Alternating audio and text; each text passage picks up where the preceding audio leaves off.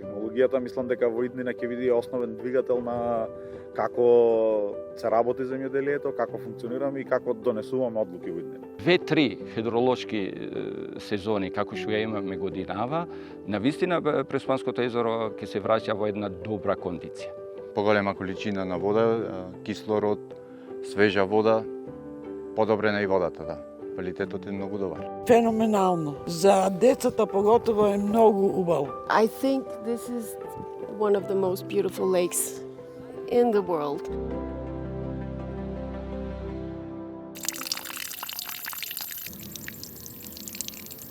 Не е ова звук од чешма приклучена на градскиот водовод, туку системот кој би требало капка по капка да ги наводнува овоштарниците во Преспа. Кога свеста е на ниско ниво, ретко кој внимава како го користи изворот. Штом температурите ќе се искачат високо во термометарот, тогаш водата почнува да тече. Уникатен е Преспанското езеро. Пелистер од една страна, Галичица од друга страна, Национален парк Преспа од албанската страна. Уникатен е голем град, единствен во нашата држава, така што навистина огромно е богатството на Преспанското езеро. Навистина, Преспанско езеро по многу работи е уникатно, но за жал и поберањето решенија за да се спаси губењето на најзначајното богатство – водата. Ајман Алмала е раководител на секторот животна средина во општината Ресен. Личност која со години е вклучена во сите анализи, извештаи и проекти, но најважно од се жител на Преспа, кој точно знае кога и каква била состојбата со езерото.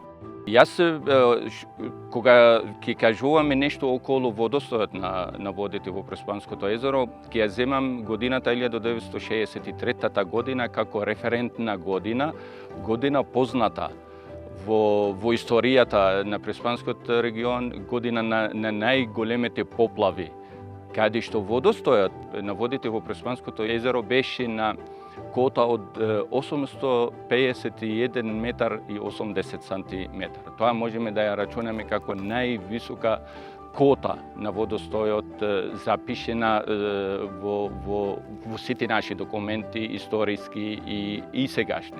Од таа година па понатамо почнува постепено намалување на водостојот на Преспанското езеро. Можам да го земам периодот ноемвар месец 2025 година, тоа помеѓу 7 ноември и 11 ноември, кај што прв пат во историјата на постоење на Преспанското езеро да водостојот да падне под 841 метар. Навистина тоа беше алармантно. Први кои ги чувствуваат промените во езерото се вработените во ренџерската служба, а последиците од намалувањето на нивото на водата за нив биле очигледни.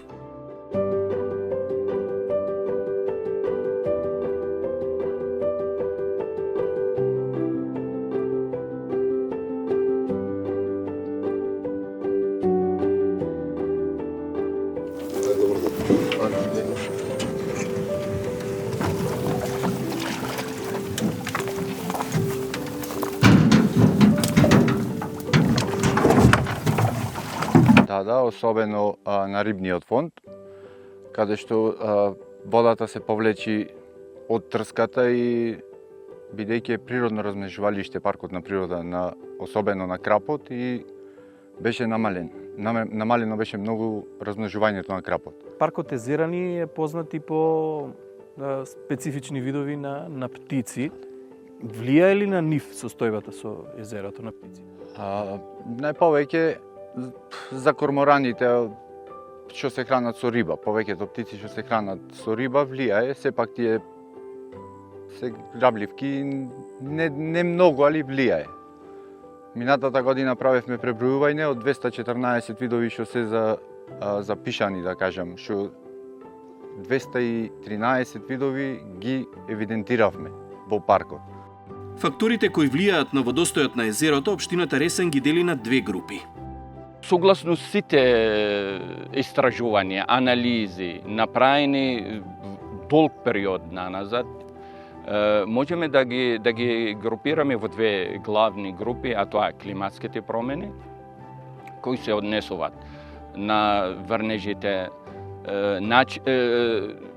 фактично распределбата на тие врнежи, односно таа просторна дистрибуција на врнежите, видот на врнежите, високите температури, испарувањето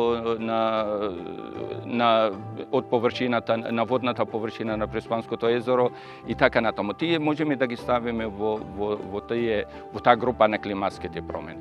И да не забораваме дека антропогонното влијание има и тоа како удел во намалувањето на водостојот, а не само како количина на вода, него и како квалитет на водите во Преспанското езеро и во сливното подрачје. Од аспект на антропогонното влијание, тоа сите активности кои се поврзани со човекот во Преспанскиот регион. Од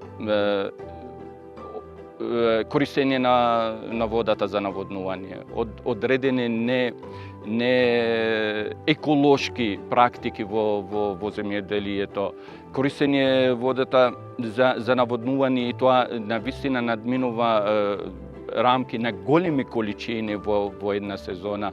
Проблемот со наводнувањето на земјоделските насади со години се посочува како една од клучните причини за заштита на Преспанското езеро. Но технологијата денеска нуди решение. Во овоштарникот на Средното општинско училиште во Ресен го запознав Благојче Количевски, софтверски инженер кој нуди одржлива алтернатива. Сензори кои работат преку LoRaWAN систем, без потреба од директен приклучок на интернет и може да бидат корисна алатка за комуникација со природата. Благојче, се наоѓаме на овоштарник во Преспа. Ова е опремата која што вие имате поставено овде, преку која што ги вршите мерењата. Но на почеток може ли да ни кажеш од каде идејата да се направи вакво нешто? Так, во процесот на дигитализација на земјоделството, првиот чекор е прибирањето на податоци.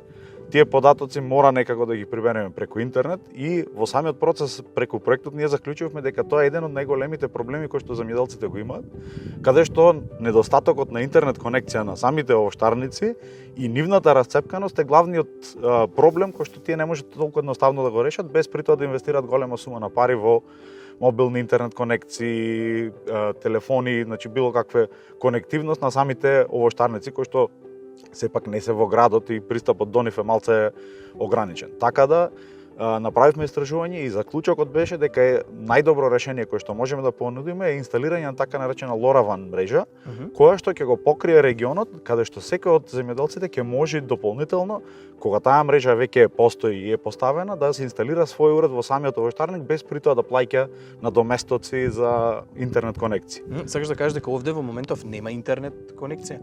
Директно во самите уреди нема интернет конекција, тие функционираат преку LoRaWAN мрежата, преку двете гейтвеи кои што ги имаме наместено. Значи еден гейтвеј имаме тука, а еден гейтвеј се наоѓа на самото училиште, значи на зградата на училиштето, која што за среќа сигнали кои што се пренесуваат. Да, за среќа е позиционирана на прилично висока точка и дава доста голема покриеност на целиот овој регион, значи буквално можеби до границата веќе и со Албанија, каде што имаме отворен простор, така да сите овоштарници ги имаме покриено да можат да секој овоштарник инвестира само во самиот сензор и уредот за комуникација, без при тоа да плаќа месечни претплати, да има потреба од дополнителна интернет конекција. Ајде сега да објасниме што се имаме овде. Гледам има соларно панелче, уреди кои што претпоставам ги собираат податоците, како функционира ова? Така, значи ако тргнеме од долу нагоре, долу во самата почва имаме неколку сензори кои што мерат состојбата на самата почва. Тоа се овие малечките? Да, тие тука, кај што имаме сензори кои што мерат температура на самата почва и влага на самата почва.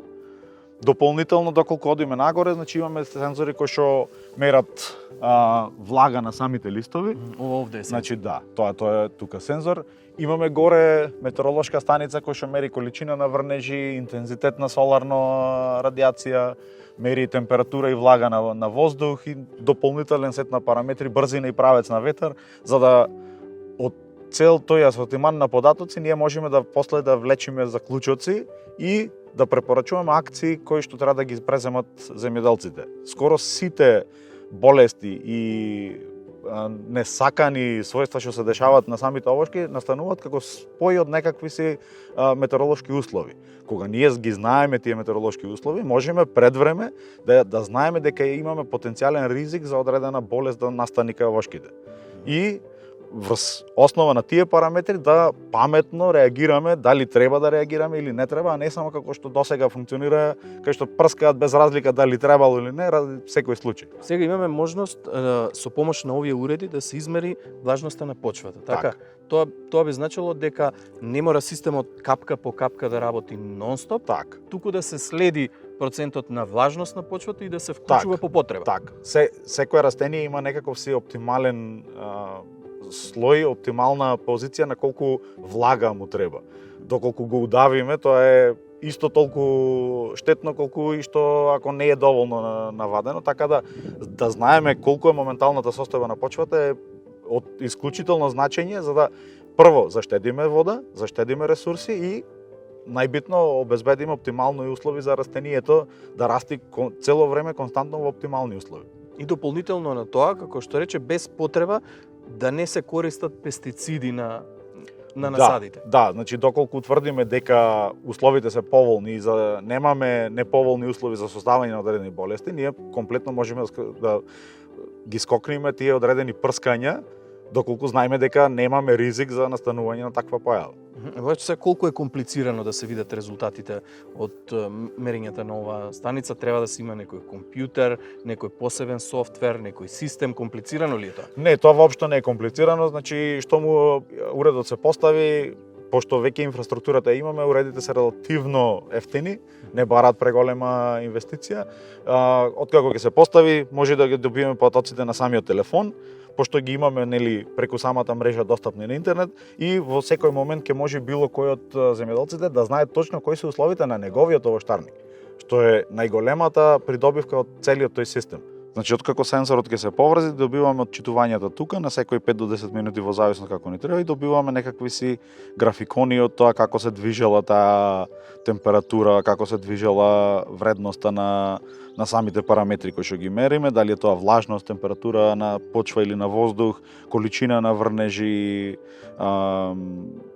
pH вредност, значи се она што сакаме да го измериме, постои сензор кој што може да го вметниме во самиот систем и да ги добиваме вредностите за да можеме да реагираме после врз основа на нив. Во моментов може да видиме дека температурата на воздух баш тука кај што сме е 25,8 степени. Во моментов ние имаме информација од Управа за хидрометеоролошки работи, имаме информација од дополнителни станици како ова овде што е инсталирана, меѓутоа таа мери тука и сега. Во друг регион, пример, ако одиме надолу према Царев двор, условите знаат да бидат различни, бидејќи Преспа посебно е географско така распределено да има доста многу микро различни услови. Така да ако овде заврнало, не значи дека заврнало и во Царев двор.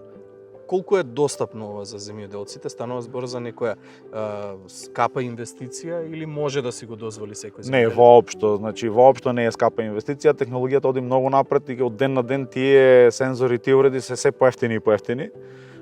Така да са зависно колкав сет на сензори и колкав број на параметри сакаме, значи може да се наевтината варијанта може да почне буквално од $50, па нагоре како што сакаме да додаваме повеќе уреди. Придобивките би биле огромни со користењето на вакви уреди, со оглед на тоа што е речи си да нема сезона во која што гледаме дека земјоделците трпат штети од климатските промени, од лошите временски услови во зависност од различна сезона, значи технологијата може да им помогне во таа ситуација. Во секој случај, значи технологијата мислам дека во иднина ќе биде основен двигател на како се работи земјоделието, како функционираме и како донесуваме одлуки во иднина. Благојче е дел од тимот на Плюс акцелераторот во Ресен. Сместен е во гимназијата Цар Самуил и дава нова надеж за искористување на технологијата за заштита на природата. Тимот го води Лидија Ангелкова од фондацијата Преда Плюс. Со финансиска поддршка од Европската унија, нивната идеја од минатата година станува реалност. Преспанскиот регион е значително земјоделско подрачје, меѓутоа она што сакавме ние да го направиме е во ваквото земјоделско подрачје да воведеме некаков тип на дигитализација и модернизација и едноставно земјоделството да го направиме по-дигитално и по-иновативно. Значи целта беше таа и ние не го гледаме сето ова само како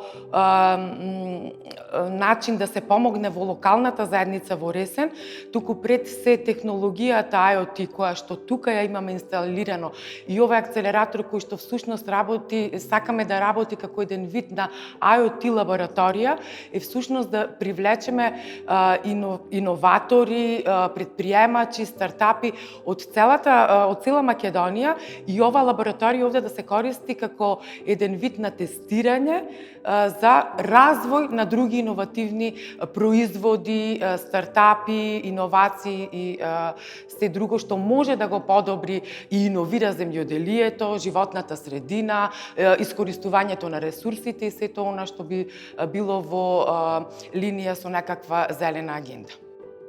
Додека тимот на акцелераторот е во канцеларија, сензорите на овоштарникот на секој 5 до 10 минути бележат нови информации, а токму тие можат да бидат основа за нови научни достигнувања и за заштита на природното богатство. Ние сакаме и планираме понатаму да имаме некакви обуки, тренинзи кои што би го доближале ова технологија првенствено поблиску до локалната заедница, до децата кои учат во училиштето, се со цел малце подобро да ги запознаеме со сетото.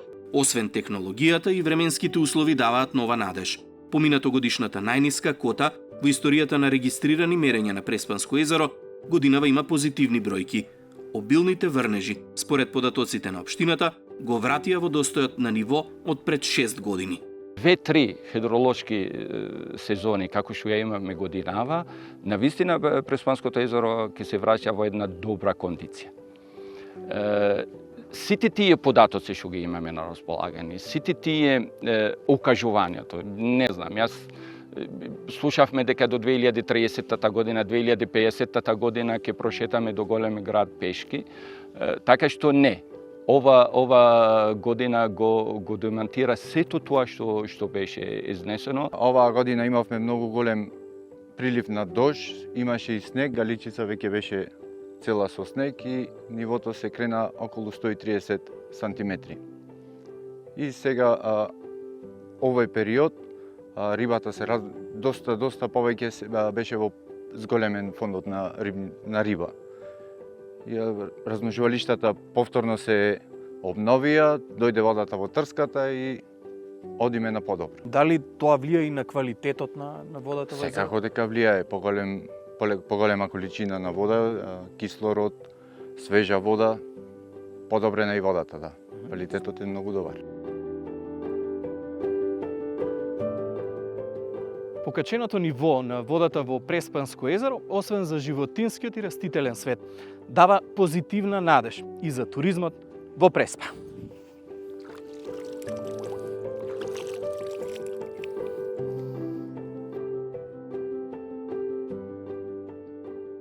Чадорите за заштита од сончевите зраци на плажата во Сливница уште оддалеку беа најава дека гостите се тука.